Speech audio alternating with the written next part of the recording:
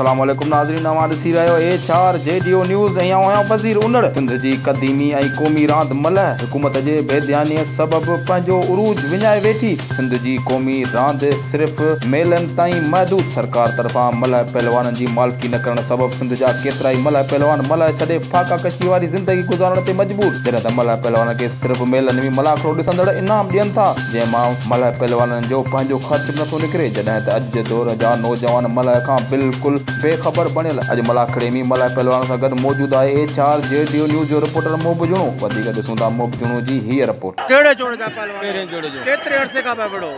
2000 खोंडी। अच्छा, अॼुकल्ह जेको इनाम थो मिले मल्ह खे ऐं मल्ह जो जेको अॼु जो ख़र्चु आहे हिकिड़े ॾींहं जो ऐं इनाम जो हिकिड़े उहो ख़र्चु वधीक आहे या इनाम वधीक आहे? जे ख़र्च खे था ॾिसूं ऐं इनामनि खे था ॾिसूं त पोइ इहा असीं पंहिंजी पहलवानी छॾे ॾियूं। ख़ुदा न ख़ास्ता तव्हांखे बि नुक़सानु थियो अॻु में त अगरि कंहिं मल्ह जी टंग भॼी पए या कुझु बि थी पए हुकूमत ॾींदी आहे?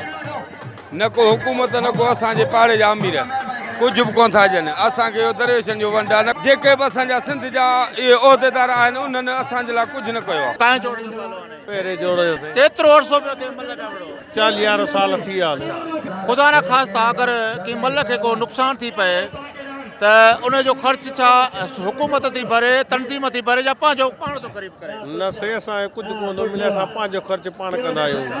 असांखे गवर्नमेंट जे तरफ़ां मिलणु खपे पर छो नथो अलाए छाजे करे नथो मिले।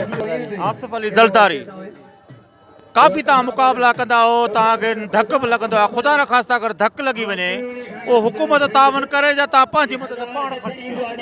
हुकूमत तावन का बि कोन थी करे, असां पंहिंजो पाण ख़र्च कंदा आहियूं। मोहम्मद, तव्हां हिन वक़्तु रिटायर हो?